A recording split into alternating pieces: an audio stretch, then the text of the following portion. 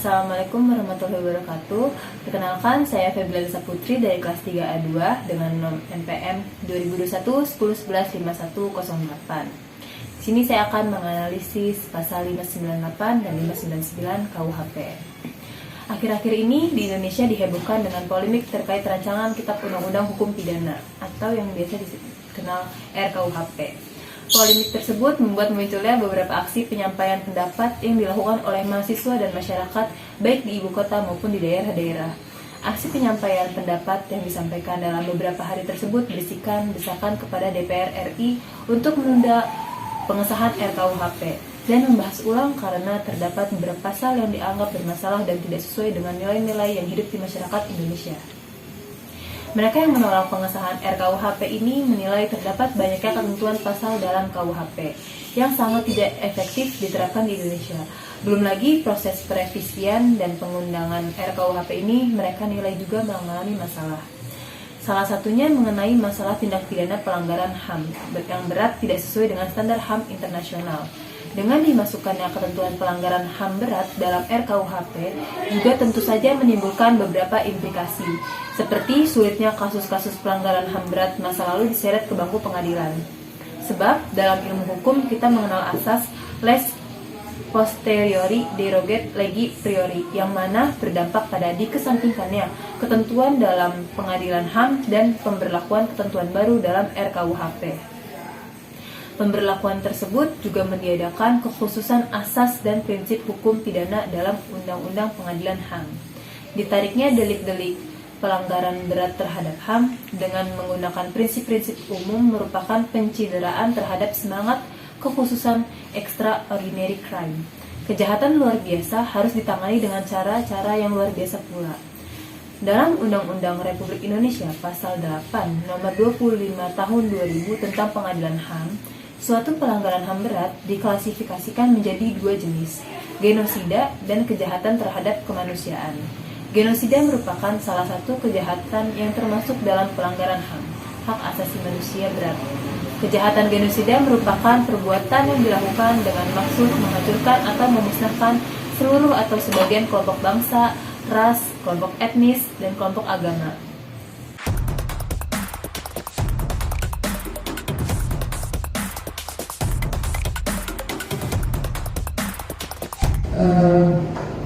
Rancangan Kitab Undang-Undang Hukum Pidana,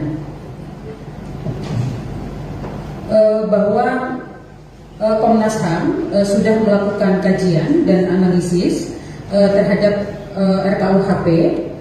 Ada beberapa catatan yang perlu kita sampaikan karena di dalam RKUHP juga memuat tentang mandat-mandat terkait dengan penyelesaian pelanggaran HAM berat, di mana itu merupakan satu-satunya mandat Komnas HAM. Pertama adalah soal pelanggaran HAM berat. Kita menyatakan keberatan-keberatan dengan dimasukkannya tindak pidana berat di dalam RKUHP. Pasal 598 menjelaskan, dipidana karena genosida setiap orang yang dengan maksud menghancurkan atau memusnahkan seluruh atau sebagian kelompok bangsa, ras, etnis, agama, atau kepercayaan dengan cara A. Membunuh anggota kelompok, B. Mengakibatkan penderitaan fisik atau mental berat terhadap anggota kelompok, C. Menciptakan kondisi kehidupan kelompok yang diperhitungkan akan mengakibatkan kemusnahan secara fisik, baik seluruh maupun sebagian, D. Memaksakan tindakan yang bertujuan mencegah kelahiran dalam kelompok, atau E. Memindahkan secara paksa anak dari kelompok ke kelompok lain dengan pidana mati, pidana penjara seumur hidup, atau pidana penjara paling singkat 5 tahun dan paling lama 20 tahun. Selanjutnya dalam pasal 599, dipidana karena tindak pidana terhadap kemanusiaan. Setiap orang yang melakukan salah satu perbuatan sebagai bagian dari serangan yang meluas atau sistematis yang diketahuinya bahwa serangan tersebut ditunjukkan kepada penduduk sipil berupa A. Pembunuhan, pemusnahan, pengusiran, atau pemindahan penduduk secara paksa, perampasan kemerdekaan atau perampasan kebebasan fisik lain yang melanggar aturan dasar hukum internasional, atau kejahatan apartheid. dengan pidana mati, pidana penjara seumur hidup, atau pidana penjara paling singkat 5 tahun dan paling lama 20. Poin B, perbudakan, penyiksaan, atau perbuatan tidak manusiawi lainnya yang sama sifatnya yang ditujukan untuk menimbulkan penderitaan yang berat atau luka yang serius pada tubuh atau kesehatan fisik dan mental dengan pidana paling singkat 5 tahun dan paling lama 15 tahun. Poin C, persekusi terhadap kelompok atau perkumpulan atas dasar politik, ras, kebangsaan, etnis, budaya, agama, kepercayaan, jenis kelamin, atau persekusi dengan alasan diskriminatif lain yang telah diakui secara universal sebagai hal yang dilarang menurut hukum internasional dengan pidana penjara paling singkat 5 tahun dan paling lama 15 tahun.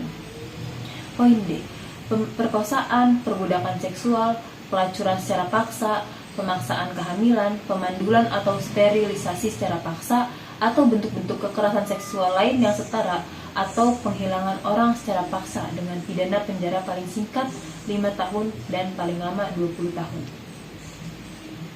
Dengan memasukkan kejahatan genosida dan kejahatan terhadap kemanusiaan ke dalam RKUHP, dikhawatirkan akan menjadi penghalang untuk adanya penuntutan yang efektif. Kejahatan genosida dan kejahatan terhadap kemanusiaan tergolong sebagai kejahatan internasional dan luar biasa, sedangkan yang diatur dalam KUHP tergolong dalam kejahatan biasa. Selanjutnya, asas retroaktif untuk pelanggaran HAM berat tidak diatur di dalam buku 1 RKUHP. Akibatnya, tindak pidana pelanggaran HAM berat kehilangan asas khusus yang sebelumnya telah melekat di pengaturan Undang-Undang Nomor 26 Tahun 2000, yang dimana asas retroaktif ialah suatu asas hukum yang dapat diberlakukan surut. Artinya, hukum yang baru dibuat dapat diberlakukan untuk perbuatan pidana yang terjadi pada masa lalu, sepanjang hukum tersebut mengatur perbuatan tersebut, misalnya pelanggaran HAM berat. Ancaman hukuman juga menjadi masalah. Di KUHP, ancaman pidana minimal 5 tahun dan maksimal 20 tahun. Kejahatan biasa maksimal 20 tahun penjara. Sedangkan dalam Undang-Undang Nomor 26 Tahun 2000, ancaman pidana minimal 10 tahun dan paling lama 20 tahun. Dengan dimasukkannya kejahatan genosida dan kejahatan terhadap kemanusiaan ke dalam RKUHP, maka Undang-Undang Nomor 26 Tahun 2000 terutama soal ancaman pidana harus menyesuaikan KUHP yang baru yang akan berlaku, dan ini tidak menguntungkan bagi korban pelanggaran HAM. Ketua Komnas HAM, Adnike Novasihiro, menyebutkan terdapat kecenderungan antara pemidanaan penjara yang menurun di RKUHP dari Undang-Undang Nomor 26 Tahun 2000 tentang Pengadilan HAM. Hal itu dikhawatirkan menjadi pelanggaran HAM berat jadi pelanggaran HAM biasa, dan dikhawatirkan berkonsekuensi mengubah kejahatan luar biasa menjadi kejahatan biasa, akan mengaburkan sifat khusus yang ada dalam kejahatan tersebut, dapat berpotensi menimbulkan kesulitan dalam melakukan penuntutan atau penyelesaian kejahatan yang efektif, ketidakjelasan atau ketidakpastian hukum dengan instrumen hukum yang lain yang membuat ketentuan pidana di luar KUHP, serta memiliki potensi celah hukum. Namun untuk kejahatan genosida, Undang-Undang Pengadilan HAM mengatur ancaman pidana penjara paling singkat 10 tahun dan paling lama 25 tahun. Penurunan hukuman itu pada RKUHP menurut Komnas HAM membuat pelanggaran HAM berat menjadi suatu tindak pidana biasa.